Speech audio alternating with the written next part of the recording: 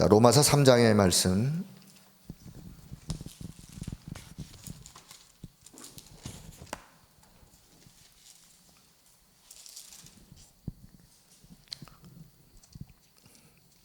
자, 로마서 3장.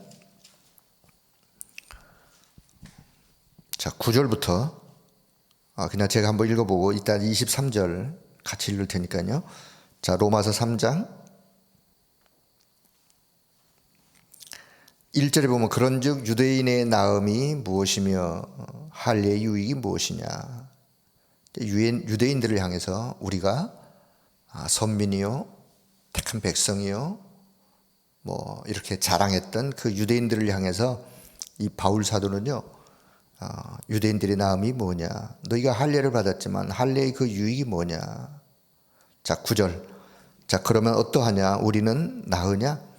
유대인도 그렇고 그러면 지금 이 말하는 우리는 나으냐. 자, 결코 아니라 유대인이나 헬라이나 다 죄 아래 있다고 우리가 이미 선언하였느니라. 기록된 바 의인은 없나니 하나도 없으며 깨닫는 자도 없고 하나님을 찾는 자도 없고 다 치우쳐 무익하게 되고 선을 행하는 자가 없나니 하나도 없도다 하면서 그 증상들의 이야기가 이제 13절부터 쭉 기록이 돼요. 자, 그러면서 그럼 율법의 행위로 우리가 구원받을 의롭다 할 육체가 있느냐? 20절 없다. 율법으로는 죄를 깨닫게 하는 것이다. 자, 그러면서 23절. 자, 같이 봅니다. 23절, 24절 두 절을 같이 보겠습니다. 모든 사람이 죄를 범하였음에 하나님의 영광에 이르지 못하더니 그리스도 예수 안에 있는 속량으로 말미암아 하나님의 은혜로 값없이 의롭다 하심을 얻은 자 되었느니라. 아멘. 자, 로마서 3장 23절은 우리가 잘 아는데 24절이 더 중요해요. 23절은 문제를 이런 문제가 있다. 24절은 답이요. 그 문제에 대한 답. 모든 사람이 죄를 범하였음에 하나님의 영광에 이르지 못하더니 의인은 없나니 하나도 없으며 유대인이나 헬라인이나 그 어떤 사람도 다 죄 아래. 율법 행하는 너희가 의로우냐? 율법으로는 의롭다함을 얻을 육체가 없다. 율법은 죄를 깨닫게 하는 것이다. 그래서 모든 사람이 다 죄 아래 죄를 지은 자이다. 자, 그런데 그리스도 예수 안에 있는 속량, 그 은혜로 인해서 우리가 값없이 의롭다함을 얻은 거 아니냐라고 바울 사도는 이 로마서를 통해서 믿음으로 의롭다함을 얻는, 그리고 우리가 다 죄 아래 있었지만, 죄의 법 아래 있었지만 하나님의 성령의 법이 우리를 해방하게 되었다라는 로마서 8장의 말씀을 끊임없이 강조하면서, 자, 로마서는 한마디로 우리에게, 죄 아래 있는 우리에게 그리스도의 성령의 법으로 인하여 참된 자유함을, 영적인 해방을 얻을 수 있도록 인도하는 안내서가 로마서예요. 자, 오늘 기도수첩 보면 복음편지 제1과의 내용인데 뭐 잘 아시는 내용을 오늘 기도수첩의 내용으로, 자, 잘 아시는 거지만 다시 한번 보겠습니다. 왜 인간은 행복이 없는가? 자, 이 질문은요, 오고 오는 세대, 과거, 현재, 미래, 오고 오는 세대, 237 나라 전 모든 민족들이 질문하는 내용이죠. 왜 인간은 행복이 없는가? 이 질문에 올바른 답을 내린다면 그 개인은, 그 인생은 바뀌어지게 돼 있어요. 모든 사람이 다 행복을 추구하고 행복하게 살기를 원하고, 행복 때문에 공부도 하고 행복 때문에 결혼도 하고 행복 때문에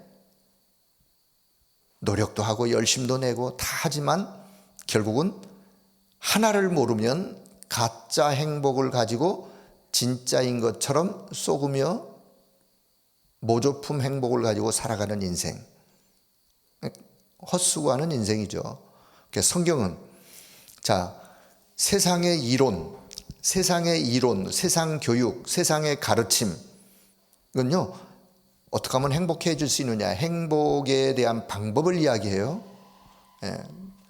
모든 종교는 또 행복, 평안을 말하고 있지만 성경은 행복을 말하는 것이 아니라 왜 인간은 행복이 없는가를 정확하게 진단하면서 그러나 참 행복의 근원이 무엇인지를 말씀해 주고 있는 것이 하나님의 말씀인 성경이에요. 원래 인간은 행복하게 창조되었는데 그만 그 행복을 잃어버리게 되었다. 행복하게 창조된 그 영적 상태는 어떤 상태냐? 창조주 하나님과 함께하는 상태.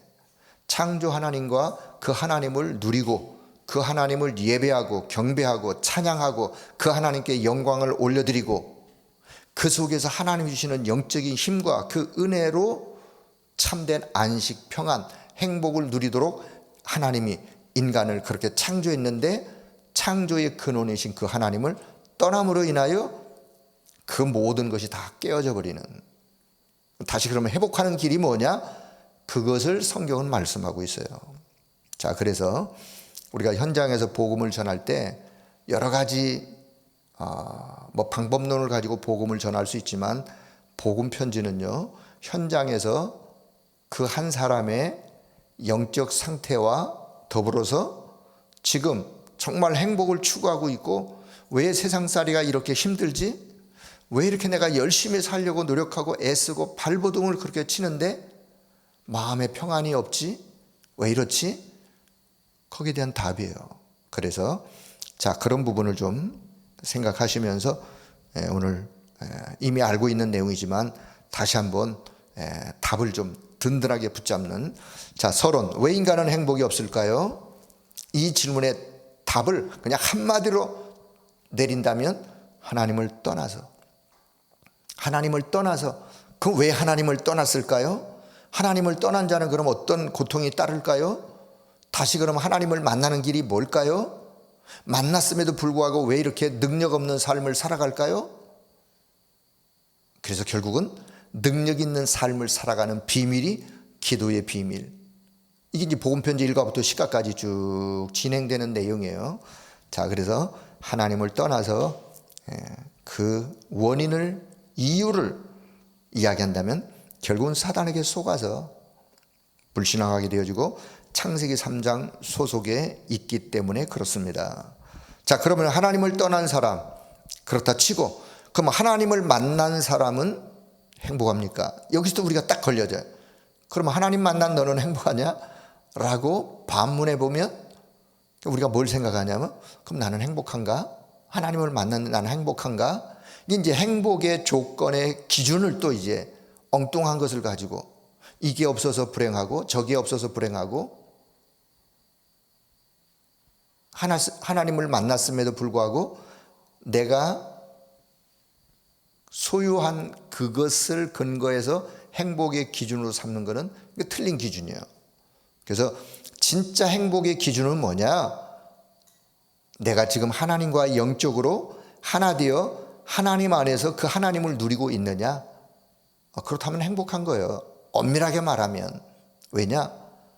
그 안에서 그 다음 일들이 벌어지고 이루어지고 하나님의 역사를 따라 갈 수 있는 이미 근원 속에 들어왔기 때문에 그래요. 자, 그래서 하나님을 떠나 사단에 걸려 행복함이 없다면 그럼 하나님을 만난 사람은 왜 행복이 없느냐? 구원 받아놓고도 창세기 3장의 영향 아래 있고 영향을 받으며 살아가기 때문에. 왜 구원 받아놓고도 행복이 없느냐? 창세기 3장의 영향을 받아왔어요. 그것으로 각인 뿌리가 체질이 내려졌어요. 구원 받았으면 그럼 거기서 끝났느냐? 아니요. 구원 받은 이후에도 사단은 지금도 활동하고 있고 사단은 끊임없이 우리가 옛날 각인 뿌리 체질이었던 거기에 영향을 주면서 자꾸만 행복의 근원으로부터 멀어지도록, 관계를 끊을 수는 없지만 행복의 근원으로부터 자꾸만 다른 길로 가도록 이렇게 우리를 속이는 자가 있기 때문에. 자, 그래서 이런 말씀이죠. 살리는 것은 영이니 우리가 영적으로 살아났어요. 영이 하나님과 교제하는 거죠. 우리가 육을 가지고 있는데 이 육은 세상에서 우리가 살아가야 돼요. 사단이가 우리를 어디를 건드리느냐? 구원받은 자의 영을 건드리지는 못하지만 육은 얼마든지 사단이가 건드려서 결국은 세상으로 자꾸만 가도록 유혹하는 것이 사단이 하는 일이에요. 자, 그래서 불행의 원인이 뭔지, 불신자의 불행의 원인이 뭔지, 자, 구원받아 놓고도 자꾸만 이 축복을 놓치고 사는 원인이 뭔지 서론에서 자, 분명한 답을 가지고, 자, 오늘 여기 1번부터 8번까지가 있는데 제가 제목만 먼저 한번 볼게요. 자, 인간은 왜 행복이 없느냐?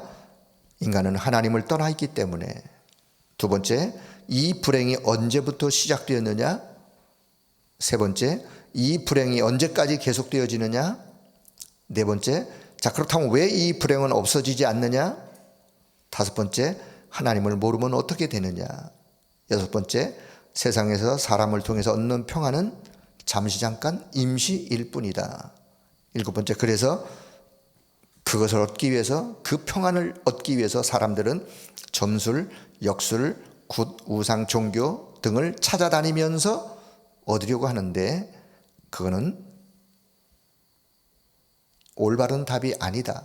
그래서 여덟 번째, 그래서 올바른 답, 하나님의 방법, 하나님의 해결책, 영혼이 해방되는 길이 뭐냐? 거기에 대해서 답을 성경은 분명하게 말씀하고 있는데, 자, 그럼 첫 번째 다시, 인간은 하나님을 떠나 있기 때문에 그렇다. 창세기 3장, 6장, 11장으로 불순종하여 하나님을 모르게 되었고 죄 가운데 빠지게 되었고 그 결과 고통 가운데 빠졌습니다. 그게 오늘 로마서 3장 10절, 23절, 로마서 3장의 이야기예요. 자, 하나님의 자녀인데, 자, 죄 가운데 빠져서 고통 가운데 빠져 있고 해결책을 종교로 찾으려고 하지만 올바른 해결책이 아니다. 교회를 다녀도 창세기 3장, 6장, 11장에서 빠져나오지 않으면 그 영향 아래서 영향을 우리는 받고 있는데 그 영향 안에서 빠져나오지 않으면 종교생활 같은 생활을 하기 때문에 고통은 길어질 수밖에 해서 원인은 하나님을 떠나 사단에게 속아. 자, 두 번째, 이 불행이 언제부터 시작되느냐? 이 불행은 결국은 사단의 유혹으로 인해서 범죄하였기 때문에 시작은 사단의 유혹으로부터의 시작이에요. 자, 에덴의 축복을 상실하면서부터 시작이 되었다. 하나님의 자녀인데 나를 상실해버린 것이다. 원인은 창세기 3장, 그걸 보고 우리는 근본의 문제라죠. 창세기 3장 문제, 근본의 문제. 결과는 고통, 끝없는 방황, 언제까지? 주인을 만날 때까지. 인생의 주인을 만나기 전까지 끝없는 방황. 그래서 영적인 부모를 잃어버린 영적 고아가 되어 끝없는 방황을 하는 것이. 자, 세 번째, 이 불행이 언제까지 그러면 계속되어지느냐?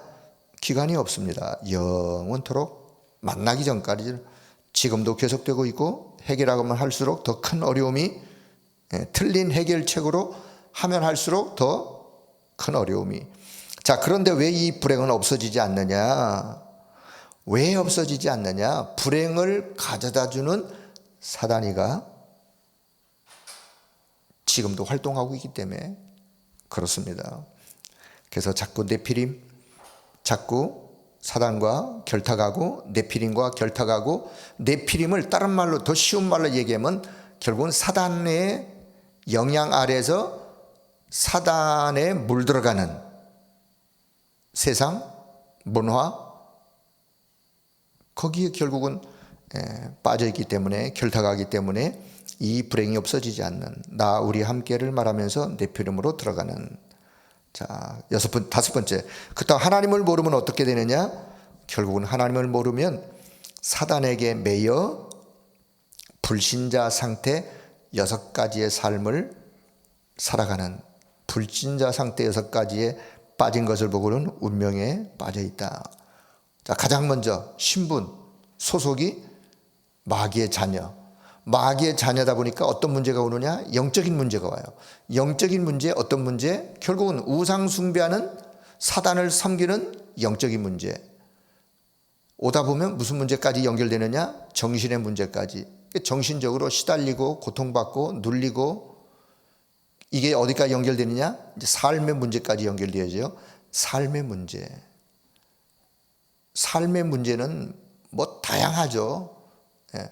삶의 문제가 어디까지 연결되어지냐? 내세 문제까지 연결되어져요. 내세까지. 내세 문제가 어디까지 연결되냐? 후대의 문제까지 연결돼요. 영적인 유산이 후대에게 물려지면서 불신자로서까지 상태 속에 빠지는 운명. 자, 그래서 여섯 번째, 세상에서 사람을 통해서 얻는 평안은 잠시, 사람이든 물질이든 성공이든 무엇이든 얻는 평안은 잠시요. 잠시라는 임시방편, 영원한 것이 아니란 말이죠. 세상에서 많은 몸부림을 치기도 하고 이것을 보고 우리는 헛수고라고 하는데, 마치 늪에 빠진 사람처럼 세상적인 것, 육신적인 것, 쾌락적인 것, 그것을 통해서 얻으려고 하는 평안은 잠시, 임시일 뿐이다. 오히려 더 큰 불행을 가져주기 때문에 그렇다. 자, 일곱 번째, 그래서 사람들은 어떻게 하든지 그래도 그 문제를 해결하려고 사람의 방법, 인간의 방법, 인간의 해결책, 그게 바로 점술, 역술, 굿, 우상 종교 방법을 찾아가고, 하지만 거기서 답을 찾는 것 같고 잠시 평안이 오는 것 같지만 오히려요 더 큰 문제 속으로, 영적으로. 왜냐하면 임시방편으로 더 큰 흑암에게 잡히는, 오히려 손발에 차고를 채운 것 같은, 차고 쇠고랑 찬 것처럼 더 영적으로 사단에게 묶여버리는, 무엇을 하면 종교로 가면 갈수록, 우상숭배하면 할수록, 사실은 세상 사람들이 이 사실을 안다면 우상숭배를 하라 그래도 안 할 거예요. 이 사실을 모르기 때문에 우상숭배가 마치 답인 양. 자, 이거를 우리가 세상에서 우리가 복음을 전해야 될 이유 중에 하나죠. 자, 여덟 번째, 영혼이 해방되는 길이 있습니다. 이게 이제 하나님의 방법, 하나님의 해결책이. 자, 그 길은 오직 유일한 길, 하나님이 주신 유일한 길. 유일한 길이란 말은요, 하나님이 주신 길은 단 한 길이에요. 다른 길이 없어요. 천하 인간의 구원 얻을 다른 이름을 하나님이 주시지 아니하시고 오직 한 이름, 주 예수 그리스도, 그 이름, 그 이름이 우리가 우리의 마음에 우리가 담은. 자, 그래서 우리에게는 길이 없기 때문에 하나님이 은혜를 주셨어요. 우리가 어떤 노력을 해서 이 길을 찾아야 되고 이 길을 얻기 위해서 뭐 어떤 가진 방법을 동원하고가 아니라, 우리는 그렇게 할 수 없는 우리 자신이기 때문에 하나님은 유일한 길을 하나님이 그냥 은혜로 우리에게 주셨어요. 그게 에베소 2장 8절 9절의 말씀이에요. 하나님의 은혜로 인하여 믿음으로 말미암아 구원을 얻게 되었어요. 이것이 하나님의 선물이다 라고 하나님은 우리에게 말씀하고 계신. 자, 하나님의 선물로 주신 유일한 길 대신 예수 그리스도. 자, 그분이 나의 주인 되어질 때 내 인생은 바뀌어지는 거예요. 자, 결론은 그 예수 그리스도가 내 인생의 주인, 나의 주인, 그 예수 그리스도가 우리 가정의 주인, 그 그리스도가 내 산업의 주인, 그 그리스도가 우리 교회의 주인.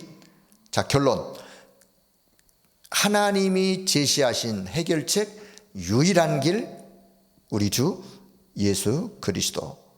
그분이 나의 주인이요, 오늘 나의 영적 현주소는 그 그리스도 안에 있는 거예요. 자, 나의 주인, 나의 영적 현주소 그리스도 안. 그리스도가 하나님 만나는 길로, 우리의 모든 죄와 저주 재앙을 해결한 길로, 흑암의 사단의 세력을 깨트려 승리하는 길로 오신 그리스도, 그분이 나의 주인, 그분 안에 나의 영적 현주소. 자, 일부 강단의 말씀, 요한복음을, 자, 이제 2장을 이제 2장으로 이제 말씀이 나갔는데, 늘 1장을 놓치지 않으셔야 돼요. 1장을 놓치지 아니하시고 요한복음 마지막 20장 31절을 놓치지 말라 그랬어요. 요한복음을 기록하는 목적, 사도 요한이 요한복음을 통해서 무엇을 말씀하려고 하느냐? 예수가 하나님의 아들 그리스도이심을 믿도록 하기 위해서 요한복음을 기록했다. 그 이름을 믿고 힘입어서 생명을 얻도록, 그 생명은 영원한 생명, 하나님 안에 있는 생명 얻도록 하기 위해서 요한복음을 기록했다. 자, 그런데 그분이 요한복음 1장 말씀이신 그분이 육체를 입고 이 땅에 오셨어요. 자기 땅에 오셨어요. 참 빛으로 오셨어요. 참 생명으로 오셨어요. 그런데 자기 땅에 왔지만 사람들이 믿지 않았어요. 영접하지 않았어요. 그런데 요한복음 1장 12절 바로 그분을 영접하는 자, 곧 그 이름을 믿는 자 하나님의 자녀가 되는 권세를 얻게 되었다. 그래서 그 이름을 믿는 자, 자, 그 이름을 믿는 자 개인, 가정, 산업에 어떤 역사가 일어나는지 그 이야기가 요한복음 전체 이야기예요. 자, 요한복음 2장에 와서 저는 이런 생각을 했어요. 왜 하필이면 예수님이 공생의 사역을 시작하시는데 잔치집의 이야기로 시작을 하실까? 첫 표적이라 그랬어요. 가나 혼인잔치 집에 있었던 첫 표적, 예수님의 공생의 사역의 첫 번째 표적. 가나 혼인잔치 집에 포도주가 떨어졌는데 그 포도주가 떨어진 그 사건을 해결하는 이야기로 요한복음은 기록을 해요. 왜 그럼 하필이면 잔치집의 이야기로 시작했을까? 그냥 제가 묵상하다 생각한 거예요. 잔치집, 기쁨과 행복과 웃음과 모든 게 그냥 다 충만해요. 충만. 이게 잔치집의 분위기죠.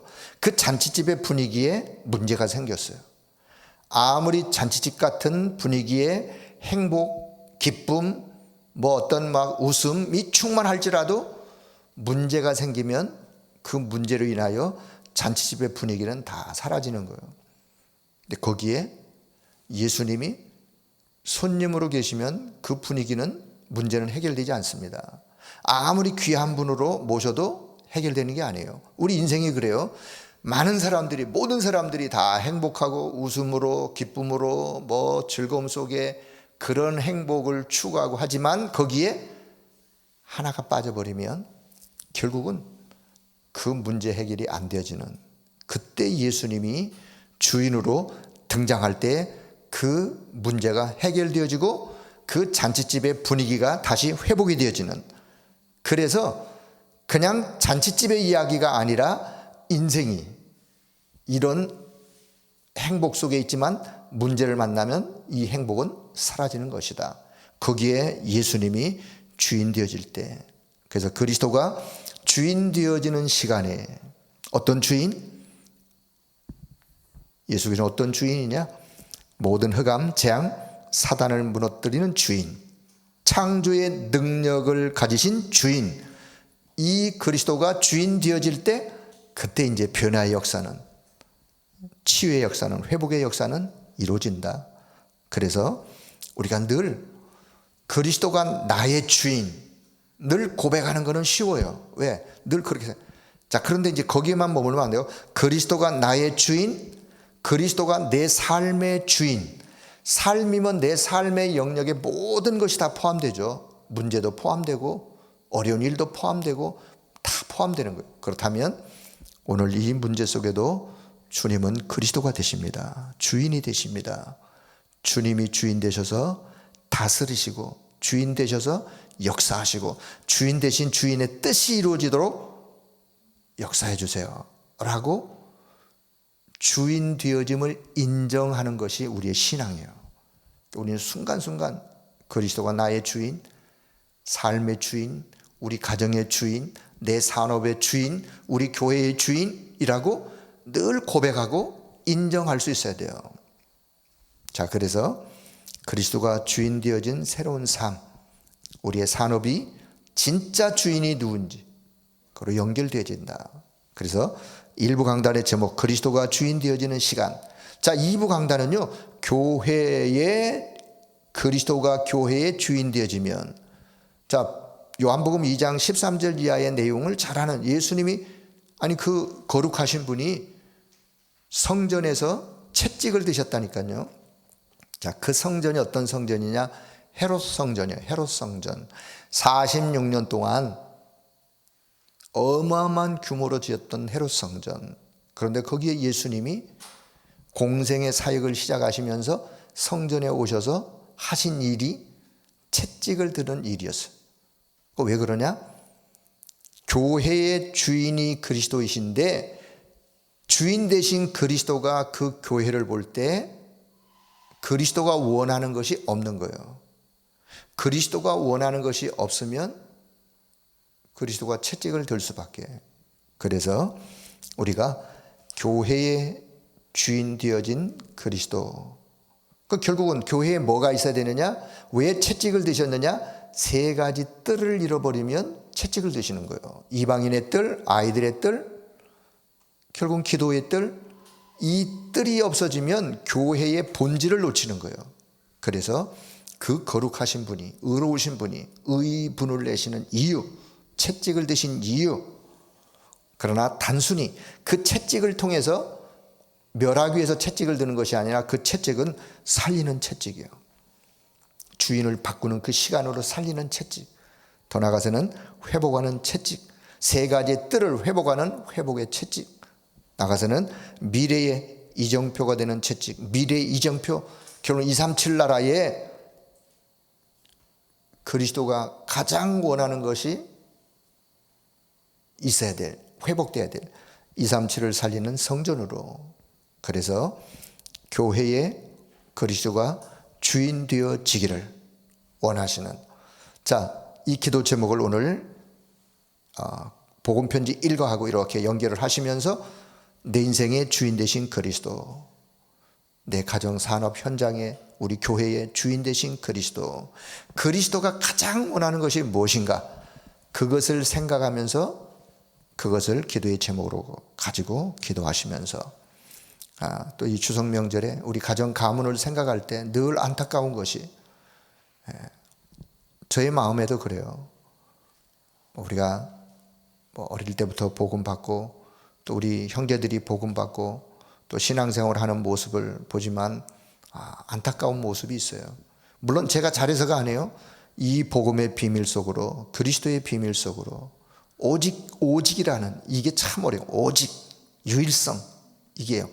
그래서 우리는 이 부분을 두고 끊임없이 기도하면서 이 비밀이 우리 후대와 우리 가문에 전달되어지는, 그래서 이 추석 명절이 정말 하나님이 원하시는 것이 회복되어지는, 주인이 회복되어지는 그런 명절의 시간이 될 수 있도록 하나님이 역사해달라고 여러분 기도하시는 귀한 시간 되어지기를 축복합니다. 기도합니다. 하나님 아버지, 은혜를 감사합니다. 오늘 이 아침에도 우리에게 말씀을 주시고 왜 인간이 행복이 없는지, 근원이 무엇인지, 진짜 회복하기 위해서 하나님이 제시하신 길이 무엇인지 말씀을 통하여 다시 한번 확인하고 그 언약을 붙잡고 그리스도가 나의 구주, 나의 주인 되어짐을 고백할 수 있도록 은혜 주신 것을 감사합니다. 그리스도가 나의 주인, 우리 가정의 주인, 우리 산업의 주인, 우리 교회의 주인, 그리스도가 원하는 것을 놓치지 않는, 놓쳤다면 그것을 회복하는 그런 역사가 오늘 우리 삶의 현장에, 237의 현장에 그대로 일어나는 하나님의 역사가 되도록 은혜를 더하여 주옵소서. 오늘 함께 이 제목을 가지고 기도하는 모든 성도들의 중심을 하나님이 기쁘게 받으시며 회복되어질 뿐만 아니라 치유되어지는 역사가 있도록 은혜를 베풀어 주옵소서. 우리 온 성도들 가정마다, 가문마다 이 축복이 전달되어지고 현장에 치유되고 변화되고 회복되는 역사가 있도록 은혜를 덧입혀 주옵소서. 감사드리며 우리 주 예수 그리스도의 이름으로 기도드리옵나이다. 아멘.